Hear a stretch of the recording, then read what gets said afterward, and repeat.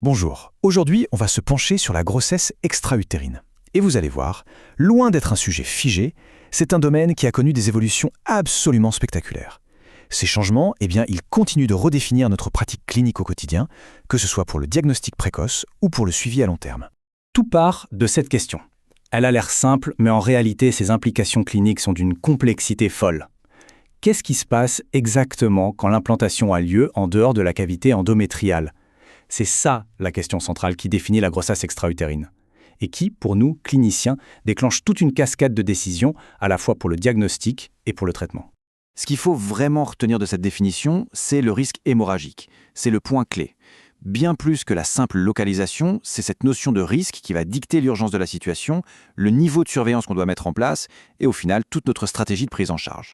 Ce schéma, on va s'en servir un peu comme d'une feuille de route. Il synthétise vraiment tout le parcours clinique. On y voit la classification des différentes localisations, les algorithmes de diagnostic, les options de traitement et même le suivi après. On va donc explorer chacune de ces étapes ensemble, en détail. Allez, on commence par la classification. C'est fondamental de se rappeler que derrière le terme grossesse extra-utérine, il y a des réalités cliniques très différentes. C'est vraiment la localisation précise qui est le facteur numéro 1. C'est elle qui détermine le risque, la façon dont la patiente va se présenter, les difficultés qu'on va rencontrer au diagnostic et bien sûr, la stratégie thérapeutique à adopter. Bon, c'est vrai, les grossesses tubaires, surtout ampulaires, restent la grande majorité des cas. Mais le vrai défi pour notre pratique aujourd'hui, c'est l'augmentation des formes non tubaires. Et je pense en particulier aux grossesses sur cicatrices de césarienne. Celles-ci, elles sont directement la conséquence de nos interventions et elles nous obligent à tout repenser. Nos algorithmes, nos traitements, parce qu'elles présentent un risque hémorragique massif et qu'elles soulèvent des questions vraiment complexes sur la préservation de la fertilité. Le diagnostic, lui, a subi une transformation radicale. On est passé d'un diagnostic qu'on faisait souvent en post-mortem ou en découvrant une patiente en état de choc au bloc à un diagnostic de très haute précision en temps réel sur une patiente parfaitement stable. Mais attention, chaque cas reste une enquête minutieuse où l'enjeu est tout simplement vital. L'évolution est juste spectaculaire. On a transformé une pathologie qui était souvent mortelle en un diagnostic qu'on peut poser avec une très grande certitude, et ce, dès le premier examen. L'échographie endovaginale a absolument tout changé. C'est elle qui nous a donné les outils pour une prise en charge précoce et surtout pour des approches de plus en plus conservatrices. Le maître mot dans tout ça, c'est la certitude. Avant de prendre la moindre décision de traitement qui soit irréversible, il faut que le diagnostic de grossesse extra-utérine soit absolument irréfutable. L'enjeu, c'est d'éviter cette erreur tragique, qui est malheureusement toujours possible, d'interrompre une grossesse intra-utérine qui, elle, était viable. C'est notre toute première responsabilité, à la fois médicale et médico-légale. Cette diapositive illustre à la perfection la complexité du diagnostic. Regardons ça de plus près. À gauche, on a une grossesse interstitielle. C'est un diagnostic de haute gravité. Remarquez comme le myomètre qui l'entoure est aminci. C'est un signe majeur de risque de rupture. Maintenant, à droite, on a une grossesse intra-utérine, tout ce qu'il y a de plus normal, mais qui est simplement excentrée dans la corne. La différence est subtile, n'est-ce pas ? Tout repose sur des critères très stricts, comme l'interstitial line sign, cette fameuse ligne échogène qui relie le sac à l'endomètre, et sur l'analyse de la vascularisation au Doppler. Ça nous montre à quel point l'expertise de l'échographiste est absolument cruciale. L'erreur, ici, n'est tout simplement pas une option. Forcément, cette révolution du diagnostic a entraîné une révolution thérapeutique. On est sorti de l'ère du tout chirurgical systématique. Aujourd'hui, on est entré dans une médecine beaucoup plus personnalisée, où les options sont bien plus nuancées, souvent conservatrices, et adaptées au cas par cas, selon le type de grossesse, son évolutivité et bien sûr le désir de grossesse de la patiente.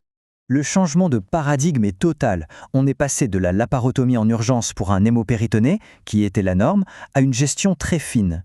Une gestion qui inclut la coléoscopie, qu'elle soit conservatrice ou radicale, les traitements médicaux, qu'ils soient systémiques ou in situ, et même, dans certains cas, l'abstention thérapeutique surveillée. Et tout ça, c'est basé sur des critères cliniques, biologiques et échographiques extrêmement précis. L'approche expectative, c'est sans doute le progrès le plus subtil. L'idée de départ, c'est que toutes les grossesses extra-utérines ne sont pas évolutives. Donc, pour des cas très bien sélectionnés, patiente asymptomatique, HCG bas et qui baisse tout seul, pas d'hémopéritone, la surveillance armée est une option tout à fait sûre. Ça nous permet d'éviter les risques qui sont liés à la chirurgie ou à un traitement médical. C'est l'application directe du principe primum non nocere, d'abord ne pas nuire. Alors, si on résume nos options, la colioscopie, ça reste le gold standard en cas de rupture ou de grossesse qui évolue. Mais ce qui est intéressant de noter aujourd'hui, c'est le recul progressif du méthotrexate en première intention. On sait que ces critères de succès sont très stricts, son taux d'échec est loin d'être négligeable et la surveillance est contraignante. Tout ça, ça renforce la place de la chirurgie pour les cas évolutifs et de l'expectative pour les formes qui ne le sont clairement pas. Finalement, ça simplifie un peu le schéma décisionnel. Une fois que la phase aiguë est derrière nous, notre travail n'est pas fini, loin de là. La prise en charge doit absolument inclure l'impact à long terme. Je parle de la fertilité future, bien sûr, mais aussi, et c'est crucial, du plan psychologique. C'est une dimension qu'on a peut-être un peu trop négligée par le passé, mais qui est essentielle. Ces 3 points doivent vraiment être au cœur de notre consultation post-traitement. D'abord, le risque de récidive. Ça nous impose de conseiller une surveillance échographique très précoce pour toute grossesse future. Deuxièmement, la fertilité. Ça doit guider nos choix de traitement, notamment la discussion entre salpingectomie et salpingotomie, avec les risques et les bénéfices de chaque option. Et enfin, l'impact psychologique, qui peut être très profond et qui peut nécessiter d'orienter la patiente vers une prise en charge spécialisée.